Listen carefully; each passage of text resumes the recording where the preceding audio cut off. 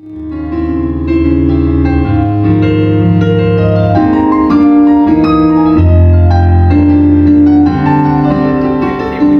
yeah, go ahead. Yeah, that's a great start. Go ahead. Lord, I'm just thankful for Benaiah's vision, Lord. I just thank you, Lord, that he is starting something great. And Lord, we don't despise small beginnings, Lord. We are grateful for what you place on his heart, and I ask that you give him the patience with himself to see his project all the way through to the end of his vision, whatever that looks like. Lord, I ask that you will anoint this time today, let it be full of fun, transparency, understanding, and hopefully just let this be a space where someone can be blessed by whatever is said and mentioned today. In Jesus' name, amen. Amen. All right, thanks. So, all right, I'm gonna do a quick intro. Sure. This is a little musician interview series I'm trying to start. Kind of my vision. I have a business that's called Reflexive Solutions that is about learning methodology, right, and teaching people how to learn. It hasn't gotten off the ground. It has different iterations, but Wow. This is going to be kind of like a branch of it. So Soloman Chapman, he's a musical teacher as well as a musician, and so he's kind of blessed us to be our first interviewee. I feel very blessed for that because he's an incredibly talented man. So I don't really know much of his background for introductions, but I will say this, and as far as his reputation, and from my perspective, he's always been, just as far as reputation, one of the top piano players in kind of like the gospel circle. And I think even beyond that, I'm starting to see. And for me, I've been blessed to be a part of the church, same church band as him, and it's been a blessing for me. I mean, it opens my mind, and just to think, never thought I'd be even sitting alongside somebody like that. So appreciate you, man. Real talk. So we're gonna, if you want to have some words to introduce yourself before we get into the questions, you can go ahead. First of all, thank you for that very kind introduction. Man, it is an honor to share the stage with you and worshiping with you. Soloman Chapman, I'm 27 years old. Have been playing music for 18 years. I started officially when I was 9. The backstory behind that is that I was 5 when my parents tried to put me into lessons and didn't like it. So the official age is 9. Nice. So 18 years you've been playing, you yes, said. Sir. All right. Well, dang, no wonder you're so good. So, but I'm sure like I said, your reputation has preceded you for a long time. So, you kind of knocked out the first question. The second one, it sounds like your parents kind of motivated you to get started playing. So what made you start? So you said you didn't like it at 5. Man, so why didn't you like it, and what made you kind of get back into it and start playing? I love telling the story because at 5, I guess my parents saw something in me. My mom is a pianist and she's a singer and songwriter, so I was around music. So they took me to this lady in the Montbello neighborhood of Denver, and her name was Miss Nunn. And I went to her. I don't even remember what the lesson was like. I just remember saying I'm good. I don't want to take lessons. So for 4 years, I was just doing my own thing. And then at 9, there was a piano in the home, an upright, and I was playing. And my dad came up to me. He was like, "Look, son, if you take piano lessons, I will give you a PlayStation 2 and give you 2 video games for Christmas." And I'm like, "Already, let's go." And my teacher was down the street from us, walking distance, just around the corner. So I was like, "Yeah, let's do it." I was bribed into playing piano, officially and formally, with a PlayStation 2. And things were going great. Christmas came around, I got everything I wanted, and I'm playing a lot of video games. And then lessons start to get a little tough, and I'm like, "Dad, I think it's about time for me to stop. I don't want to do lessons anymore." He said, "That's fine, but I gotta take the PlayStation." And I'm like, "All right, well, I guess I have no choice. I have to keep going." So at 9, I was taking lessons with this older white lady named Marie Clark. She taught me for 9 years, and she recently passed as of December of last year. So I think about her quite often.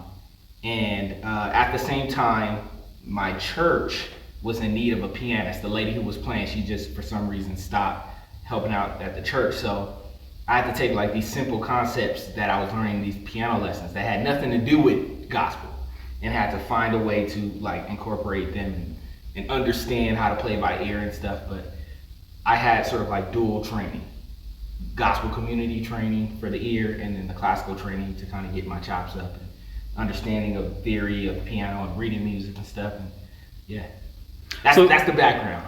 All right, so I'm gonna do I didn't tell you this before, but I did kind of prep you with the questions, but I might have some follow-up questions. Sure. So you went into piano reluctantly, so that's interesting that you were able to mature, even though, like, when did you start knowing you actually appreciated music and not just forced to do it? I don't think there was like a moment, like I don't think it was like a day where it's like, you know, this is it, this is for me. One thing just led to the other, and I can recall like a season where I was like behind the piano with like some headphones on and like my Walkman and like some CDs in there, listening to like Dietrich Haddon or something, trying to figure out what's going on and like singing along to the songs, which I to this day hate singing, but I think that was a defining moment for me, because it was like, yeah, I had homework from piano lessons, and yeah, I had songs I had to play for church, but I was just spending time doing that. Like, that's what I wanted to do. That was my relationship with piano. I was learning things, but it wasn't like, man, I'm trying to shed. It was just me trying to have a beautiful relationship with the piano. And as that relationship was being strengthened, opportunities were coming and coming in.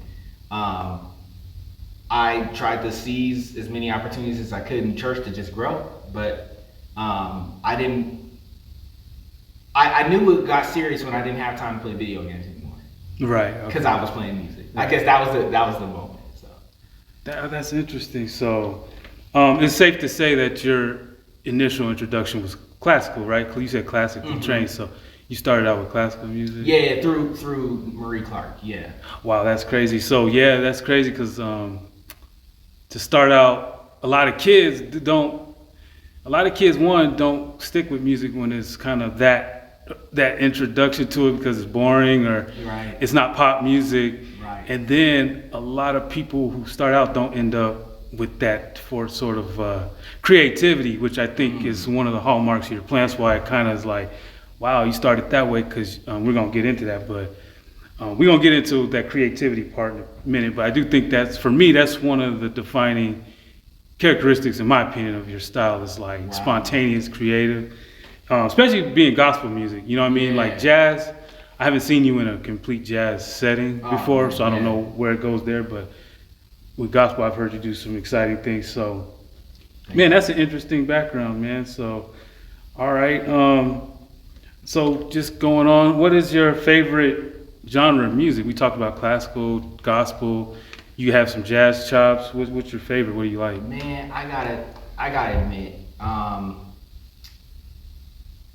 I think the music I listen to most these days is jazz, and so like that might be at the top. But the problem with that is that what makes my musical identity is that I'm not just coming from a jazz place. And a lot of musicians that I've encountered and maybe would listen to me play would question how much I come from a jazz place in general, you know, but really what makes me me is like jazz, classical, and gospel. Like they're all at the same, those are my three favorite. I appreciate other styles, and I enjoy listening to pop, I enjoy listening to other types of things, but those three, especially like other artists who sort of find a beautiful way to combine those three elements, those tend to be my favorite. Like there's this one cat, Sullivan Fortner, my favorite pianist, like hands down in the world. Church background, but is like one of the top jazz pianists in the world. Has a interesting relationship with classical music in that he just extracts things that he likes from classical music and then brings that into his improvisations in jazz settings. So you never get like, oh, that's just Oscar Peterson, or that's just Art Tatum. There's like, oh, are there some classical composers in there? Or there's some like Messiaen, some different like elements in it, and I want my playing to embody that. So to answer your question, jazz, gospel, and classical. And then put that in a hierarchy if there is one. Oh dang. Okay. let's do it. I'm gonna do that, and then I'm gonna kind of put it in a different place too.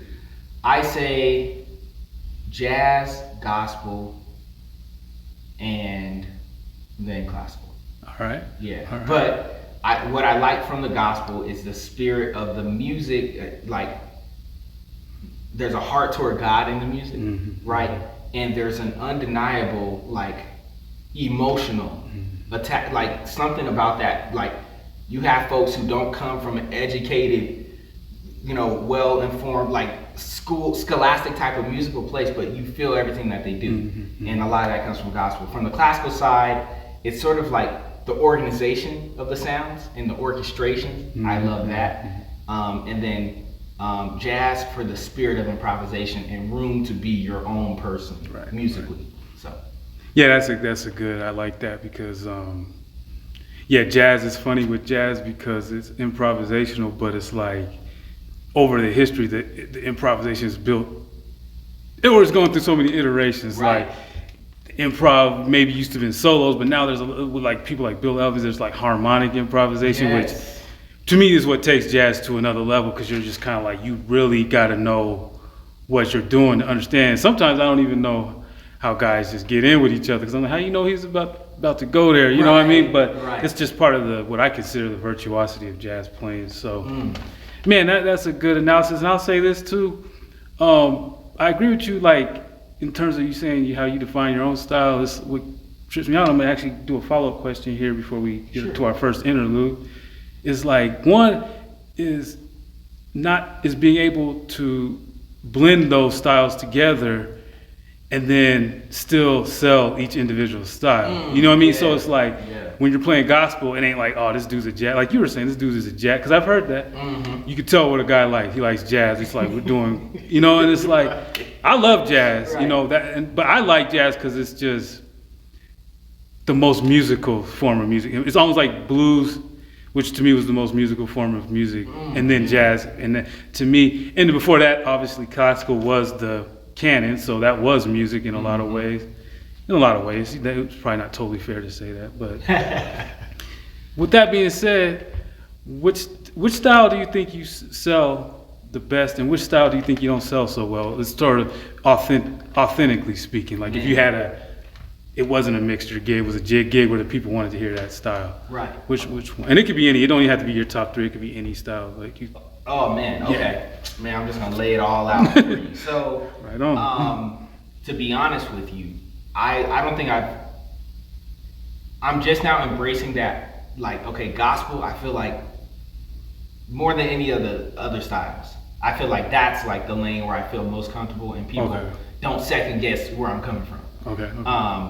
Even that though, I find that Colorado isn't as churched as like other parts of the country. I think like West Coast gospel. I think East Coast like New York or something like that. I think Atlanta and like Mississippi and Louisiana and those types of Southern gospel situations. And I see Colorado, and it's not really that place. There's a community, but it's just coming from a different place. And if I'm honest, I'm a product of that community. And so for that reason, a lot of times I don't feel like I'm gospel enough compared to other folks, but it's like that's the lane I feel most comfortable in. Right. I think the area I sell the least or feel the least authentic in maybe would be classical music, just because I have a healthy respect for the folks who dedicate their lives just trying to perfect Chopin etudes and trying to perfect like Bach pieces and stuff. Like,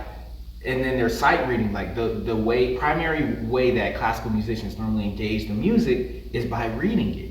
Right. And though I do read, and though I can play in professional situations where reading is required, I do that a lot. I'm not reading as much as those classical folks are reading, and I'm not dealing with scales as much as they're dealing with it. I'm not dealing with so if I was in those settings, it would take me a minute. I wouldn't want to jump into a whole bunch of sight reading classical situations. Okay. I'd want to get that all together. Lastly, funk is another area where I feel like super insecure. Only because of the rhythmic element. Mm-hmm. A lot of keyboard players that I look up to started off as drummers. Mm-hmm. So they always bring that rhythmic element to the Mm-hmm. playing. I was not that guy. And so, anytime I'm in a band situation where, having to play like funky stuff and I have to get the clav sound. Mm-hmm. I just feel like I'm giving a stereotypical type thing. Right, I don't feel like it's authentic. I think people know it's functional, but Mm-hmm. that's just my insecurity. I feel you, man. Funk, is a very stylized genre. Like, almost like, to me, like heavy metal. It's like a lot of heavy metal guys don't branch out into nothing else. Yeah. And they'll kill in there. You got some bands like Between the Buried and Me that have a lot of other background. Maybe classical. There's some classical and heavy metal. But to me, like funk, styles like that, or even international world styles like reggae, it's very culturally ingrained and very... So to sell that is almost hard to do if you ain't from that Exactly. culture, you know what I mean? Exactly. So I hear what you're saying. I can see why you might say couldn't that. one say that about like most anything? Like with any style of music, there's a culture attached to it. And so like what is it, like how meaningful is it to learn everything you know about a style just based on a book you read, but you never engaged the culture? Agreed. It's funny too, because that's, I ain't gonna talk about myself here, but it's good. Being here, like I was in the introduction, being here with you, Kenneth, Nicole, the guys that are here, very, very gifted musicians. It's like, I'm starting to relearn that, like, you gotta be around guys who are in the music, if you want to be in the music yourself. So I hear you, man, that's a good point. I guess I was thinking like academic, what I consider almost like, you tell me if you agree or not, academic style. So like I consider jazz today more of an academic style of music, classical for sure. Really, those are the two that I could think of in terms of. Can we speak to that? Okay. Like, I don't like that idea because there's a sense of elitism attached to those styles where it's like you're sophisticated if you deal with those styles, but that means that you have to go through this channel. You have to have so many years of training. You have to study with these teachers just to engage in music, and it's like. So that means that you're already cutting out a portion of people that can play it, right? And then two, like some things are so scholastically driven that they forget that we're supposed to like pierce the human heart. We're supposed to penetrate the heart with emotions and stuff. It doesn't have to be sappy. It just has to evoke a feeling of some sort. And oftentimes we're playing all this cerebral stuff thinking that it's gonna like impress people, and like we're missing the point. So for me, I'm trying to take every style of music that I enjoy and appreciate and engage it on an oral, visceral level. Yeah, like there's the theory behind it, there's the scholasticism behind it, but at the end of the day, I want to feel it, because if I can feel it and replicate that feeling, then I can give that to other people. And then even more than whatever scholasticism I'm offering, they get the emotion. Agreed. Well stated. So we're gonna take our first interlude here. So what I would like you to do, just give the people a song. In this one, I would like you to do just one of your songs that moves you, a song that you like that expresses maybe some of the things you talked about, your background. No pressure on what to pick. You pick whatever you want, but a song that basically that comes from your heart that you like, that you played in the past or can play now when you're just feeling moved. Sure. The song I'm gonna play right now is entitled "I Am Here." I wrote this in college. Wait, hold up, bro. Hold up. Oh yeah. Let's do. This one's not your original piece. So at the end, we're gonna do an original. So a song you like that you didn't write. So keep that in mind though, because that's gonna be your original. I want to save your original for last. The best for last. So right. Okay. Thank you for clarifying that for me. I'm gonna play a PJ Morton song. Okay. This is called "First Began" by PJ Morton. It's off of his Gumbo record, and this song means so much to me because I was in this rut a couple years ago where it's like I didn't even want to listen to music because every time I turned on music, I felt like I had to be listening to it to study it or to get better at something. So I had lost all hopes of listening to it just to enjoy it. I couldn't turn my brain off. And so Gumbo comes out and people are telling me like, yo, check it out. I turn on the first track and he starts singing and playing. I'm just like, I fell in love with music all over again. because it wasn't about like his songwriting style is so simple. His voice like invokes this sort of Stevie Wonder kind of feeling to it, but like you feel it. And like I want my music to transmit the same thing. So I'm gonna play PJ Morton's First Began. All right.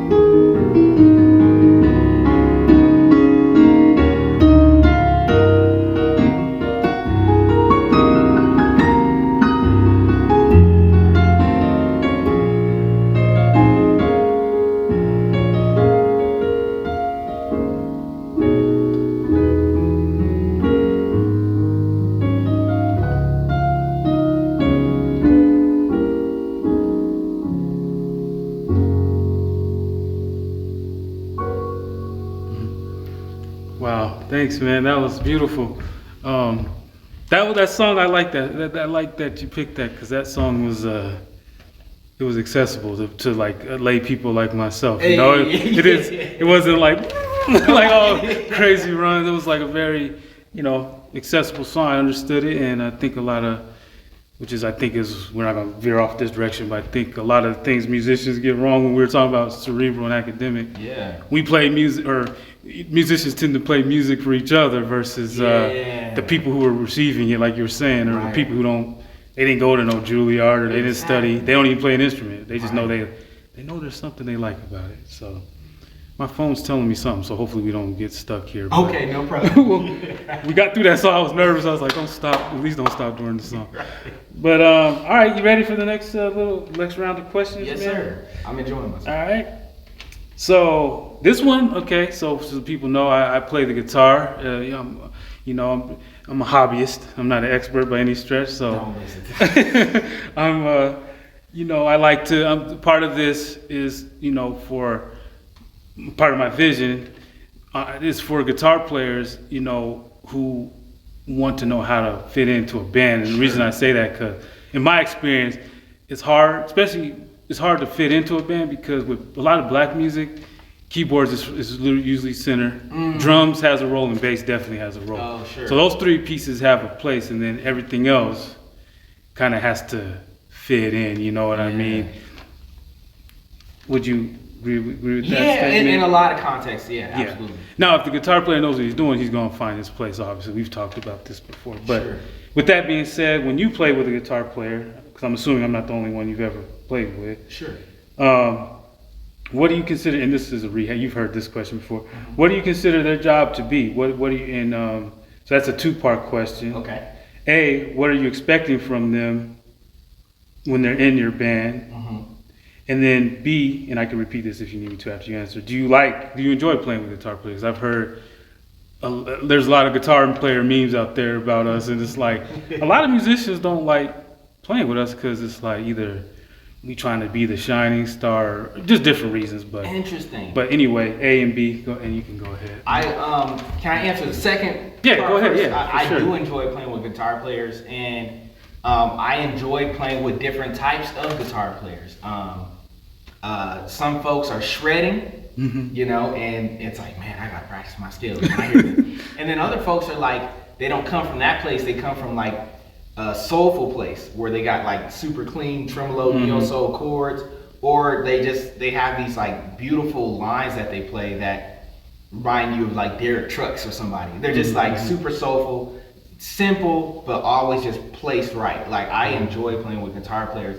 I think what I expect of them depends on the music that we're playing. Right, makes sense. And what sort of situation we're playing in. So in jazz, I know there's like certain ways in which, you know, if there's a band that's comprised of both a pianist and a guitarist, well then somebody's gonna have to play denser chords and somebody's gonna have to fall back and play like less dense, thinner chords. You know, sometimes it's the guitarist that comes and then the pianist, you know, subsides and vice versa. In gospel situations, it's different, man, because especially like to be a gospel guitarist in the 21st century, right? At a church that plays both CCM and, you know, straight up traditional gospel and contemporary gospel. I don't think I can say that they should. I don't know. I'll put it this way. In CCM, I know that the expectation is for guitarists to not just be a guitarist, but to be a texture. You know what I mean? There's like the whole pedal board game. There's a whole reverb and extra pads and synth sounds to sort of give this ethereal soundscape. I really like that type of guitarist in CCM settings. And then in gospel settings, the most I ask of guitarists is that they learn the music the same way the keyboardist has to. Okay. You know, I never want a guitarist to feel like, oh, because the keyboardist is here, I'll just learn, you know, I don't have to listen to the music as deeply as I could, you know. I remember playing a funeral for a member of my wife's family. It was her uncle who passed away. No, it was her grandfather who passed away. And two musicians from out of town came and they played the funeral service. One cat was a guitarist and the other cat was a bassist. And when I tell you, I did not need to be there because they were literally covering everything. It's like, oh, the singer's going here, I got you. Like aggressive. Like was very much in tune with, you know, everything that was happening harmonically in the service and was moving with that. It's like, understand everyone has lives and stuff, but I would love for guitarists to just like come from that place. Like just know the chords, know the harmonies as well as the MD does and do that. That's all.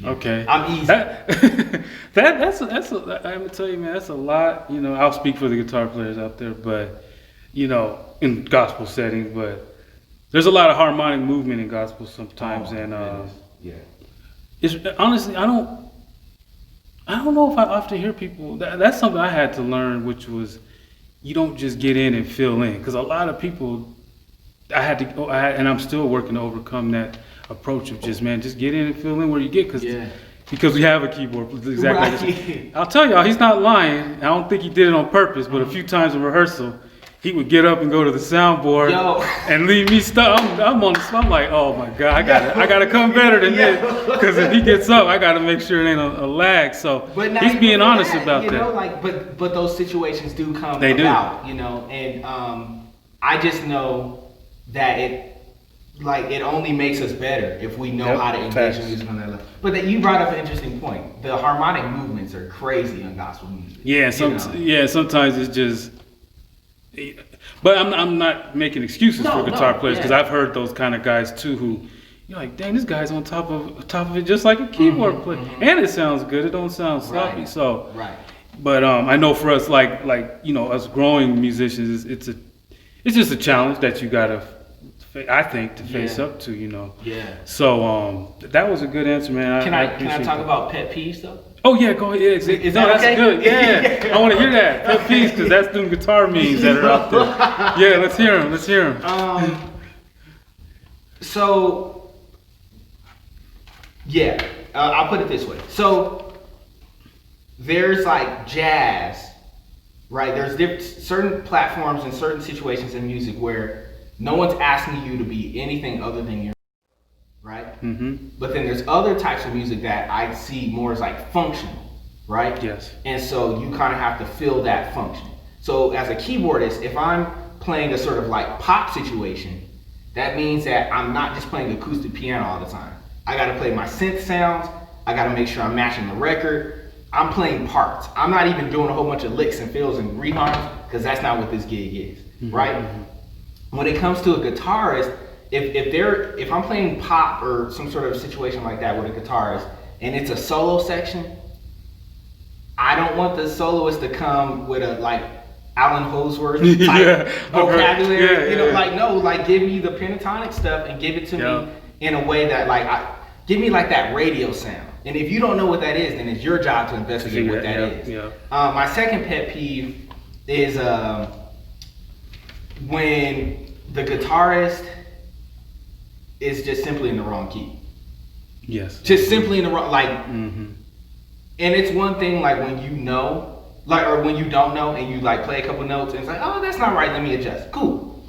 But if you play like a whole solo and you didn't realize that like 2 of the 5 notes that you keep playing are not even in the scale and you're not doing it for an artistic reason. Yeah, you're like, just not listening. That's telling me something about you. That it's like, okay, that doesn't mean I'm gonna write you off at all, but it's like you gotta listen deeper. And if you're open to it, we can have a conversation about it. Man, I wish we could go deeper into this one, because because I feel like a lot, I don't know why, but a lot of, and I think it has to do with just technology. Like keyboards do so much, drums, there's not much technology with drums other than sound reinforcement, but that's just, that comes from an organic play. We all have rhythm in us. Right. And bass is kind of like drums, that rhythm and that.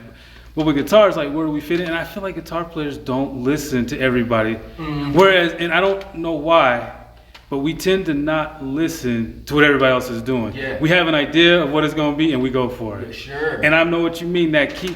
I've heard guitar players, and I hope I'm not one of these people, but I've heard guitar players You're not. in gigs play loud, their emotions there, their stage presence is there, Right. their volume is there, their notes. It's like, bro, how are you not hearing? So I appreciate that you said that, because I know exactly what you're talking, and I have heard it mostly with guitar, and I'm like, why is it we do that? Yeah. We just we'll just go for it and be in the wrong key. Right. And I don't know if it's because the physical, sometimes I think it's just the design of the guitar lends itself to remembering patterns. I was gonna say, you know what I mean? And shapes. it's shapes. Yeah. And then you're just like, oh, I can just solo in this shape. But Right. again, if you listen, you'll know, you'll know that you can't just play that shape. Right. Because sometimes you're not wrong and it just isn't selling the emotion of where. So there's a lot to that. But that was a great answer, dude. I'm glad you went there. If I can say one more Yeah, go thing, first, man. I'm not expecting the person to come from a theoretical place. Like, if you have these shapes, that's cool. Like, you just need to have a physical relationship and an aura relationship to everything that you're doing, right? I think of someone like, I won't mention his name, but he used to live here in Denver. I'll tell you after. Okay. And, then moved back to the East Coast. This dude knew little to no music theory. Like, he played bass, and he also played like key bass. And I remember everything he played on key bass was in F sharp, because he didn't know any other like keys to play in. Okay. If you asked him what chord he was playing or what note he was playing, he may not be able to tell you. But anything that happened on the stage, he knew how to adjust. He knew what that sound meant, and he knew what to play over that sound. That's what I want from every musician I play with. Agreed. Yeah. Like, you know what this means and what this feels like, and then you know how you ought to respond to that sound. And for every type of music, there's a culture from which you have to answer those questions. So if it's gospel, you deal with it the way you deal with it, but make sure that you know what those sounds mean. And if there's a sound you're unfamiliar with, That's the sign you gotta investigate till you get it. So that your fingers respond, not just your brain, not just your ear, but your fingers respond. So, yeah. All right, you guitar players out there, stop being selfish. That's the moral of the story. All right, so how do you approach music? All right, and so what I'm asking is, do you approach music harmonically or melodically? And I know you do both. I've heard you. Yeah. I know you do both. We just saw that, but I'm talking about your interpretation of the language. Is it more harmonic, or more melodic? Man, Your approach. I can totally say it's mostly harmonic, and that stems from I think a lot of it stems from the church and what I had to be for the church. You know, let's say just an assumption, I may be completely off, but if I didn't grow up in a church and I grew up in a jazz setting where I was expected to like blow and improvise all the time, maybe I would come from a more melodic place, but that wasn't being asked of me. I was taught, you know, make sure you know your chords, know your shapes, and be able to play those right shapes for service. And that sort of became my reality. So even when I approach other styles of music, the easiest way for me to deal with it is from a harmonic standpoint than it is a melodic. Okay. So it's a strength and a weakness. Right, and that might sound like a weird question, but it, you know, and I mean, musicians that are listening probably don't think so, but I've met a lot of musicians and people do approach music different, and you can tell the difference when people hear music harmonically first versus people who hear music melodically first, and then approach it that way. And there's nuance to each that makes the music great, in my opinion. And so. But can I add to that too? Yes. It's like, even in the world of guitar, okay, so you have folks who may come more from a harmonic place, as you say. Then you have the shredders who are coming from a melodic place. You have the rhythm folks that come from a rhythm place, and then you have the texture standpoint. That's true. Where they don't even like play a lot of guitar, but they got their textures on point. True. You know, and so I think all of our jobs is to embody a little bit of all of them. Oh yeah, for sure, agree. Man, I was gonna. Okay, so I don't want to forget the question. I'll go back to it. Sure. Oh yeah, that's what I was gonna say. So, and this kind of leads into the next question, which is again one of the things I like about your playing is that I kind of thought you'd say that, but harmonically, you really know how to change the texture of a song with the way you use the harmonies. I've heard you do it. I've seen you. I saw you once do it with a recording. Somebody sent you their own voice, and you did stuff with it. Oh, and you totally changed the and not just like changed it throughout while the singer was singing, so you had it feeling one way. Right. And I'm like, how in the world does he just change the texture like that? So is that reharmonization? And then leading into this question, how do you reharmonize? And when you do reharmonize, what are you thinking about? You specifically, not like in general. What are you thinking about? I know that's a big one. Man, yeah. I mean, the first question, that was definitely. Well, actually, I remember what you're talking about. That video was like someone posting on Instagram. They were singing and they were like changing keys and stuff. Oh, okay. And so, you know, the challenge then for us musicians is, can we make this sound like everything's good, even though acapella is not? Okay. Really, it wasn't even a reharmonization because there was no harmony attached to it. It was just a harmonization. So I had to sort of come up with the harmony. So the singer's mistake, so to speak, was dictated. Wow, that's even better though. Yeah, and there's this cat named Jason St. Clair on Instagram. Y'all look him up. It's Everybody Deserves Music. This cat does this stuff all the time with folks who are tone deaf, or they just don't realize that they're changing keys, and they sound horrible. And then he puts a whole bed of sound behind them, and it sounds like, man, I could listen to this all day. Wow. Because it's comedic and yet genius, because he's giving the best of himself to that. To your second question about how to reharmonize, I don't know that I have very concrete answers. I know that you and I have a commonality in that we enjoy methodology. But I still haven't codified my reharmonization techniques. One of the things I enjoy doing is taking a shape and like moving that shape like in parallel motion. For example, is that cool? Yeah, exactly. I was hoping you would do that. Go ahead. Mary had a little lamb. There's a. All right, right? So then I can take like a so what voicing, you know, from Miles Davis recording, right? All right, and whatever shape you're doing, it can be as crunchy as you want it to be. But you take that one shape and move it around, and that really just tests how well you know that shape and how well you know the melody. Can you combine those two techniques together? Okay. Another thing I like to do is to kind of like sit on one pedal point, like one bass note, or one harmony, and see like how much of the melody can fit in that space. But it's totally unlike the original harmony of the song. So, Mary had a little lamb. What if I could take it here? Mary had. Now I'm not even playing a whole bunch of chords, but that texture, that sound, like puts you in a different space from which to deal with the melody. And you're not even readjusting the melody notes. You no. Just see that's crazy. So I mean, those are just two that I sort of gravitate toward, and then lastly, because I come from such a like systematic like place, I try to find ways to like use the circle of fifths to harmonize things.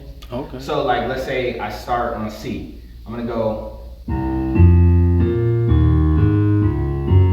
then I gotta find, okay, for each bass note, I have to find a way to create a chord that works with the melody and the bass note. So,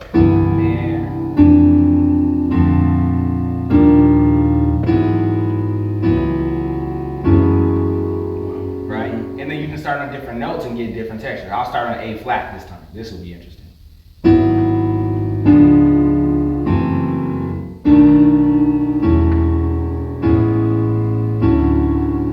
You know what I mean? Right.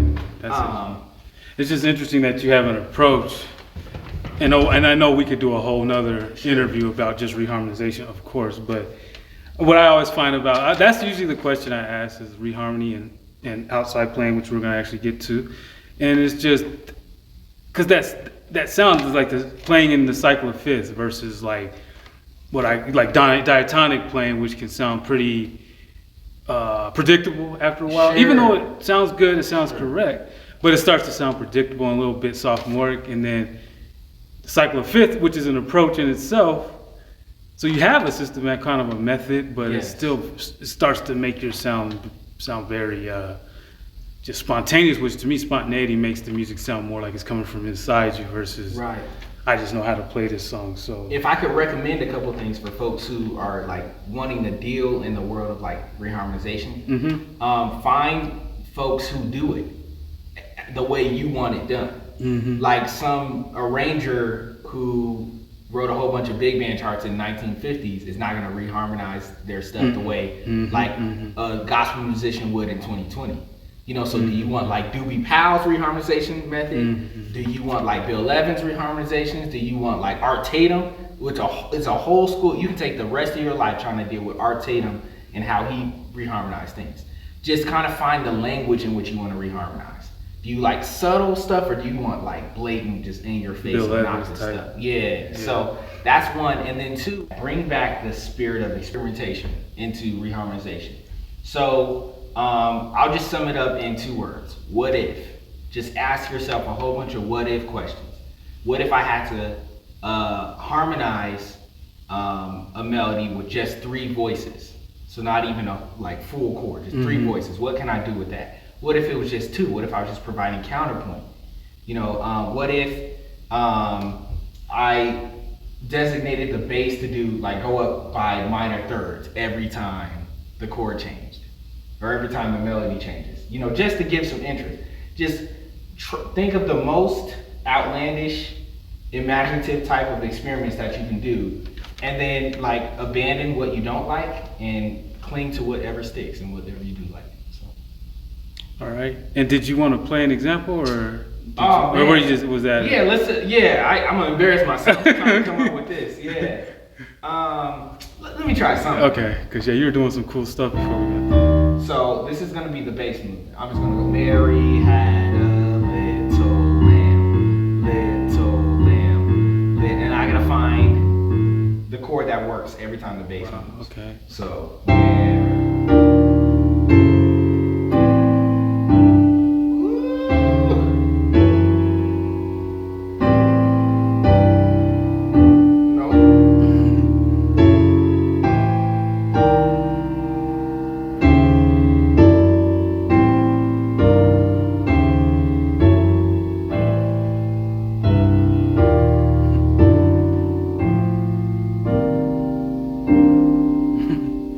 like, Right. yeah. It can get crazy, It right? can get crazy.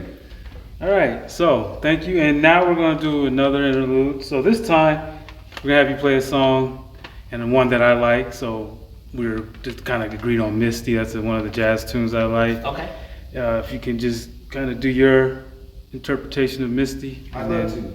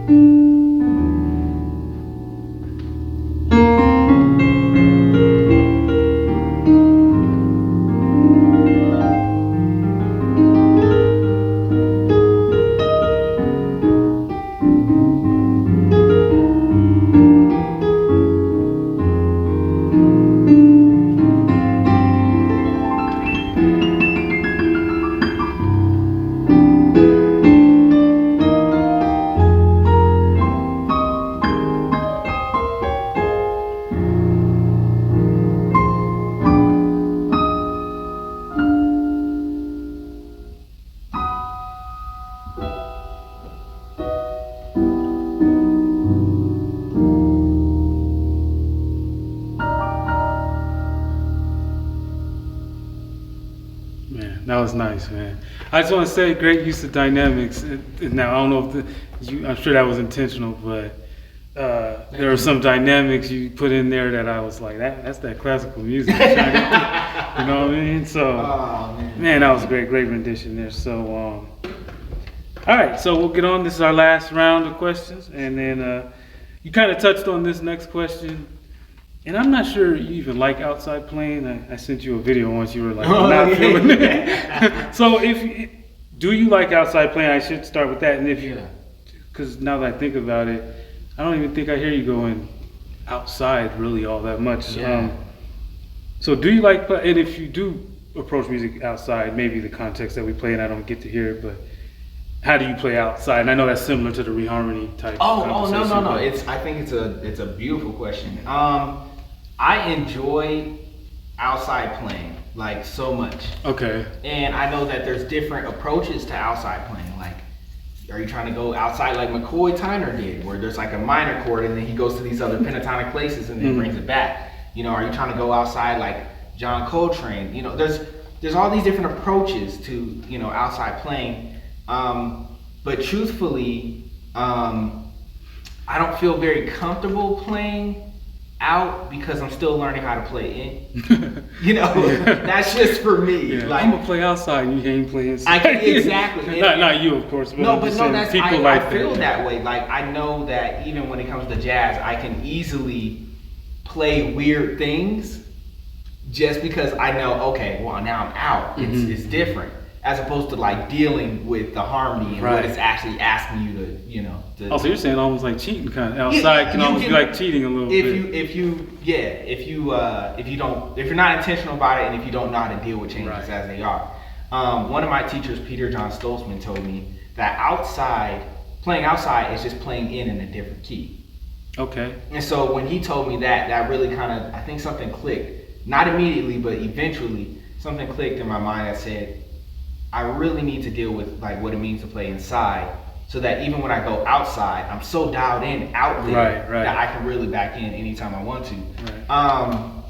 And then I guess there's one more thing I want to say about it. I went to Columbia, South America. My school sent me there with some other students, and we had this great opportunity to play jazz festivals and do like some jazz concerts in Medellin and all these other places. Okay. It was dope. And there were two other schools involved: Emory University and Millikan University. I think I might be wrong on that. And I remember the professor at Emory University in Atlanta. He told me, "Yeah, man, like you deal with music when you hear it, then you hear it. You know, but don't be ashamed of not hearing certain things and not dealing with certain things until you're ready to hear them." He said, I didn't get into McCoy Tyner, even though he was a full-blown jazz musician. I didn't deal with that. I couldn't hear it until later on. I was like late 20s or something. And that was really reassuring to me because I know that in the jazz community, there's a lot of pressure sometimes to feel like you're playing hip stuff. And a lot of times going out is a form of being hip. And I'm just not coming from that place right now. And I just have to accept that. All right. Yeah. So when it's time, you'll be there. So we wait for that time. But that was a good answer, man. I like that because, especially the part you said about playing in, because again, I had to deal with that with my own playing, which was like guys I liked, not Al DiMeola, but Frank Gambale, guys like that. Trying to think of some other the sax player I showed, Mike Phillips. Yes. And it's like even guys I know like Kirby, some of the licks he plays. Right. And it's like, man, I like that. I want to play that. But then if I sit down to a track and it's like a 2-5-1 series of 2-5-1, and say they throw an altered tone in there, I'm not even addressing that. And it's like, well, so I think I appreciate that answer, man. It's like, play inside first. And then you also said something about hearing, which I hear musicians say a lot, which is, I can't hear that. And I've also wondered, before we go to the next question, what does that mean when musicians say that? Like, I just can't hear it. What do they mean by that? Man, I have my thoughts on that. But. Yeah, I want to hear your thoughts on it, only because like I think it depends. Like some folks choose not to hear it. They can if they actually like give it a chance. But if you don't think it's worthy of your ear, then of course you won't be able to hear that. Okay. But then sometimes like when I say I can't hear it, that means that those sounds aren't generating from my mind. Okay. When I, like, and my musical aesthetic isn't trying to come from that place. Okay. Like I guess that's what I'm saying when I say I'm not hearing that. Because I want to be able to deal with McCoy. I know at some point in my life I will, because I love the spirit that his music embodies. But like, I have to be true to my musical identity, and as opposed to trying to study a whole bunch of stuff that I feel I should be studying. That's a good point. You don't grow up from that, right? Yeah. It's odd you don't grow from that place. Yeah. You would think you would. You but would it's think. Like, and this is what I'm supposed to be studying, and music don't work. No. I don't care. And people used to say about B.B. King, yeah, he only plays a few notes, but that dude is a legend. And it's like, I don't particularly want to be B.B. King, but it's like at the same time, just because people like Alan Holdsworth doesn't mean I'm going to sit down and transcribe everything. If I don't, like you said, I don't hear it. So but then there's something beautiful too. Like my thoughts on transcribing are changing, or not even changing. They're just I'm trying to understand what that looks like for me, because I kind of came up around folks in the improvisatory scene that believe like, let's transcribe a whole bunch of solos, then you'll be able to play. And it's like, what if I just immerse myself in music, like into a sound so much that I didn't have to transcribe note for note or transcribe note for note, but it's like, I know the language now. So then I can create my own lines based on everything I'm hearing. Right. It's like, we don't want to use transcribing as a substitute for deep listening. Wow, that's deep. Yeah. So, yeah. Man, that's, wow, that's heavy. Back to cheating. I mean, I'm looking at the camera. Y'all can't see me. Maybe one day I'll be on camera, but yes, it's just we cheat. We do as musicians. We cheat at times, and once you're exposed by guys who really can play, it's like, well, do I quit or do I stop cheating? You know what I mean? And listening takes you. It's one of the things that grows you so fast. Just listening. Yes. And paying attention. So absolutely. All right, now we got this. This is an original piece.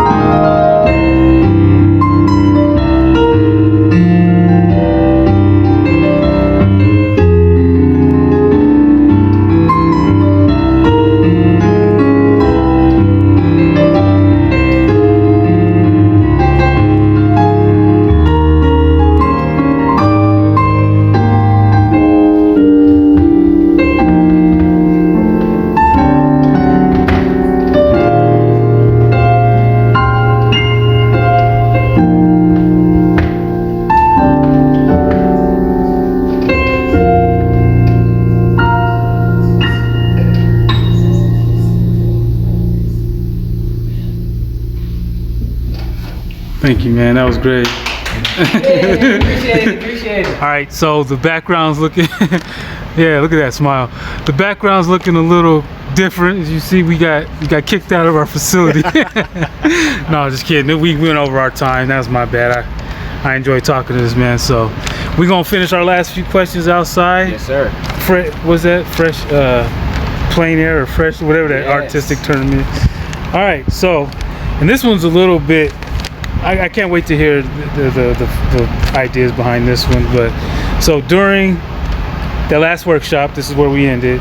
You mentioned 3 or 4, and you said this was I can reiterate if you don't understand what I'm asking.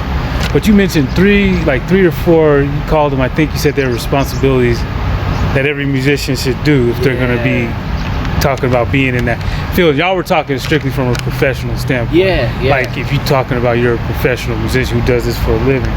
These are great points. So I was wondering if you could list them out. You don't have to go into great detail if you don't want, but just list them out. Maybe discuss them briefly. Because you had some good. There was like good points there, man. That are some good takeaways. I wish I could remember every point. I remember it was like 3 or 4 like things. Yeah. I can only remember 2 of those things right now. The first thing, I think it was like, was it cultivating your musical voice? Do you remember that? That was one of them. Yeah. That was one of them. So to that, if you're gonna cultivate your musical voice, you want to be very honest about what you like, and like dig deep into what you like. Like, don't ignore the things that you happen to like put on repeat because you just feel comfortable listening to. That's a clue to who you are. That's a clue to your sonic identity. Embrace that and capitalize on that. Like, really dig deep and investigate what that means. Why do you like it? What about that speaks to you? And if you could do it, how would you do it differently? That kind of gives you a lot of mileage in terms of like your creativity and really digging into the recesses of your mind. The other point I remember saying was just like learn the language. You know, like there's no use trying to reinvent the wheel and try to come up with the coolest, most modern or unheard of theories of, you know, of music. Like, frankly, a lot of us don't care, you know. like when we put on your record, we're not thinking, oh man, that person must read a lot of music, right. Or, man, that person is theoretical. It's like, no, like they're saying something that speaks to me, but you got to learn the language. So be mindful that there's a lot of stuff that happened before you came into existence. Acknowledge those things, like, and learn the language in those things. And then by learning the language, you can give your own type of inflections and speeches and dialects. You can do your own thing with that language, but don't be ignorant of the language, right. Thinking that you have to ignore language to be original. That couldn't be further from the truth. Right. Those are 2 things I remember from the workshop. Okay, so maybe I could kind of spark your memory here, because there was one point I really appreciated that you made, which was about the technique, or you call them the tools of. If you don't remember, that's cool. Yeah. Maybe you can remember at another time. But you made a point about the importance of, the importance of being able to technically execute the ideas of this, kind of like you said, in the sound that you cultivate within yourself. Right. Okay. Do you remember that point? Vaguely, but if I would love to speak to technique, and that I define technique, and a lot of people define technique, it's just the ability to physically transmit the ideas that are in your head, to physically be able to manifest them. And so a lot of folks, you know, and that looks different for every person. But we don't want to get too bogged down with technique over musicality, right? That's one end of the spectrum. The folks who practice scales, who know how to do arpeggios up and down, they shred from a technical standpoint, but they're not saying nothing musical. But then the other side of that is folks who are so captivated by doing like musical things that they're like, I don't need to work on all this other technique stuff. Until you get in those situations, undoubtedly it's gonna happen, right, where you want to do something and then you realize, I'm stuck, I'm locked, I can't get that thing out because I don't have the physical tools to make it happen. And so in that regard, I'm not a dude who obsesses over technique, but I feel like it is a necessity to be able to transmit your musical ideas. Someone like Thelonious Monk. So if we're talking about technique and Thelonious Monk, a lot of people digged on him and dug on him for not having a lot of technique, if any technique at all. He was weird. He had to play with flat fingers.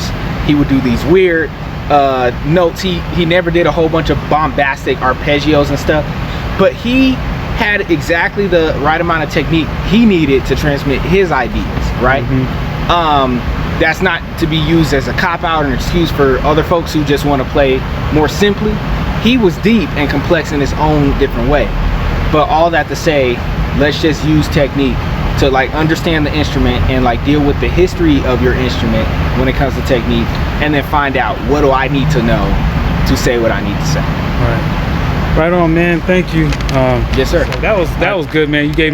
I think you gave us a lot of good information there.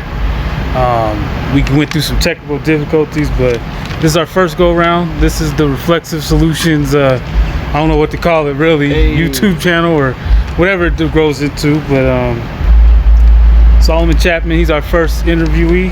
He's a great musician, so we're very grateful. So man, promote yourself here, you know, because we're gonna blow up one day. Hey, so promote yourself. Let the people know where to find you, what you do. Yeah, I got that stance. I Right. have myself. No, I'm on Instagram, Soloman J Chapman. I think there's an underscore between Soloman and J. All right. And also, I'm on Facebook. I have my website though. I pride myself in this website, soloformdmusic.com. SOLOFORMDmusic.com. Right on. On that website, you can find information about lessons I offer, services I offer. I also have a discography page and a projects page, so you can see recordings I've been a part of and current bands that I play in. I'm passionate about music education, so I love to teach folks. I'm passionate about creativity, composition, and arrangements, so I'm always trying to put my spin on songs that I really like. And so please check out my music. My mom's a great singer and songwriter. She's got an album and a single coming out very soon. I produced that, and there's some other projects underway. Same cloth of the project I'm in. We got some stuff coming out. A project probably under my own name is coming out on the jazz side. So just look out. Great things to come. Right on, man. Hey, I appreciate it, man. Absolutely, bro. Thanks for having me, man. All right. Peace. Peace.